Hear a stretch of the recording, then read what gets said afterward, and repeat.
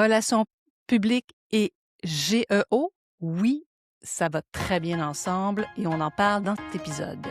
Bonjour à tous, ici Nata, votre animatrice du balado Nata PR School. Vous êtes un entrepreneur ou un directeur de marketing et vous êtes sur le point de lancer un nouveau produit ou service? Ou vous vendez vos produits depuis un bon moment déjà, mais vous souhaitez savoir comment augmenter votre visibilité, vous faire connaître et toucher plus de clients? Chez Nata PR, nous traitons tous les jours avec de vrais clients et nous vous enseignons des solutions RP faciles, amusantes et honnêtes. Vous apprendrez ici les étapes simples pour combiner la force des relations publiques aux médias sociaux dès maintenant. Suivez-nous. Bonjour et bienvenue à ce 260e épisode du podcast Nata PR School, épisode 260, les relations publiques et le fameux GEO. On parle de GEO et de SEO dans cet épisode. Alors, j'espère que vous allez bien et que vous continuez d'apprendre, parce qu'avec l'intelligence artificielle, il se passe plein de choses. Alors voilà, j'avais envie de parler justement de GEO et de SEO parce que c'est en train de vraiment transformer le monde entier, bien sûr, et bien sûr, les relations publiques. Alors, si tu ne connais pas encore ce terme, reste avec moi parce qu'on en parle aujourd'hui. Donc, simplement, le SEO, on connaît, le SEO, le fameux Search Engine Optimization. Ça, on a l'habitude d'entendre ça, augmenter son SEO, travailler son SEO. En gros, qu'est-ce que ça veut dire? SEO, c'est optimiser votre contenu sur Google et les moteurs de recherche. C'est ce qu'on fait tous, tout le monde, depuis plusieurs années. L'objectif du SEO, c'est d'apparaître dans les résultats, les fameux liens bleus cliquables. Vous savez, on demande tout le temps d'ajouter des liens cliquables quand les gens parlent de nos clients, par exemple. Mais aujourd'hui, on va dire qu'il y a un autre niveau qui s'ajoute, c'est le GEO, SEO, Search Engine Optimization. Et là, le GEO, c'est le Generative. On génère, Generative Engine Optimization. Et là, on parle pas que de Google, bien sûr, mais d'intelligence artificielle. C'est ici que ça entre en jeu. Claude, ChatGPT, Perplexity, Gemini. Il va peut-être y en avoir d'autres qui vont apparaître dans quelques années, on le sait pas. Et l'objectif ici, c'est pas d'être cliqué, mais c'est d'être utilisé dans la réponse générée par l'IA. Ça fait vraiment une énorme différence. Avant, quelqu'un pouvait taper, par exemple, comment faire un communiqué de presse. Il allait sur Google, on faisait une recherche sur Google, comment écrire un communiqué. Et là, tout à coup, il y avait quelque chose qui apparaissait. Ça pouvait être mes informations à moi, donc les gens pouvaient cliquer sur mon matériel. Aujourd'hui, c'est plus comme ça que ça se passe si vous cherchez dans un moteur de recherche, bien sûr. Les gens cherchent encore sur Google, là, ça ne va pas disparaître demain matin. Donc, si vous avez un outil Claude, ChatGPT, vous allez taper, par exemple, comment créer un communiqué. Et si votre contenu ne se trouve pas partout sur le web, c'est là que c'est ce fameux GEO-là. Donc, l'intelligence ne le trouvera pas. C'est aussi simple que ça, si votre contenu n'est pas intégré dans cette réponse. Donc, vous voyez un peu, il faut répondre à des réponses que les gens se posent. Ça aide énormément, surtout quand on est un service comme les relations publiques. Alors, qu'est-ce qu'on fait avec ça? La première chose, comme je vous disais, le SEO n'est pas mort, loin de là.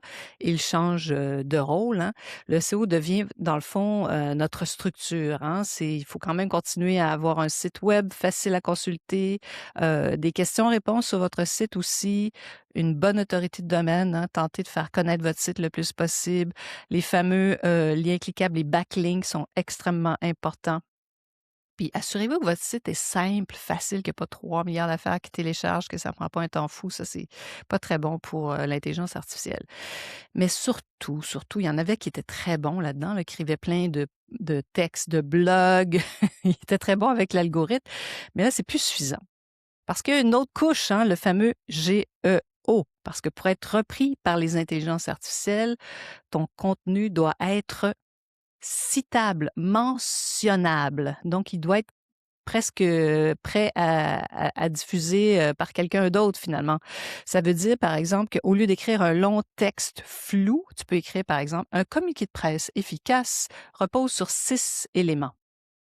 Alors, à partir de là, quand on pense aux questions que les gens vont se poser, vous allez apparaître dans les moteurs de recherche. Ceci dit, si vous faites un très bon travail de SEO depuis un bout de temps, vous allez quand même paraître dans les recherches parce que que font les outils intelligents en ce moment? C'est sûr qu'ils vont sur le web, mais ça va s'élargir. Ils vont même élargir leur recherche très bientôt, si ce n'est pas le cas déjà, avec les médias sociaux. Donc, plus vous êtes clair, structuré, plus l'IA va aimer ça.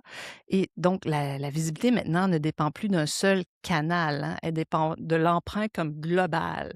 On vous voit où? Alors, il faut essayer d'être sur plusieurs plateformes. Bon, on l'est déjà tous un peu, mais il faut encore maximiser ça encore plus. Et c'est là que les RP arrivent à point nommé, je dirais, parce que ça va vous permettre justement d'avoir cette autorité-là. On travaille beaucoup avec des gens qui font du SEO, GEO en ce moment et on a plein de demandes. Est-ce qu'on peut faire une campagne de RP?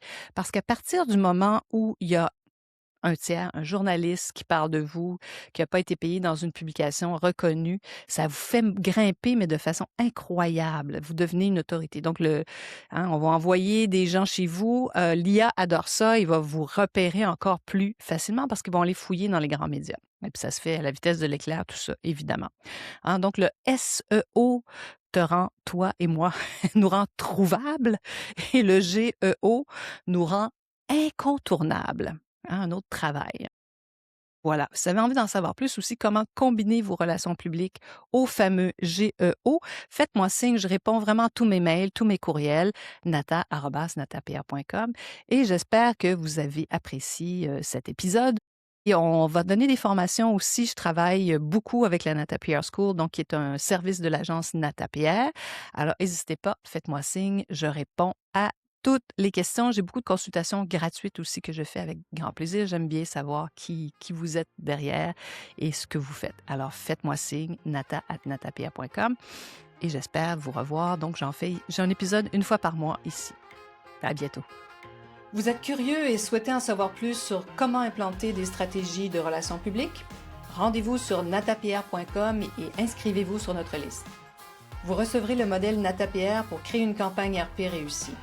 Et si vous souhaitez devenir client, contactez-nous à nata@natapr.com. Nous attendons vos commentaires. À la semaine prochaine!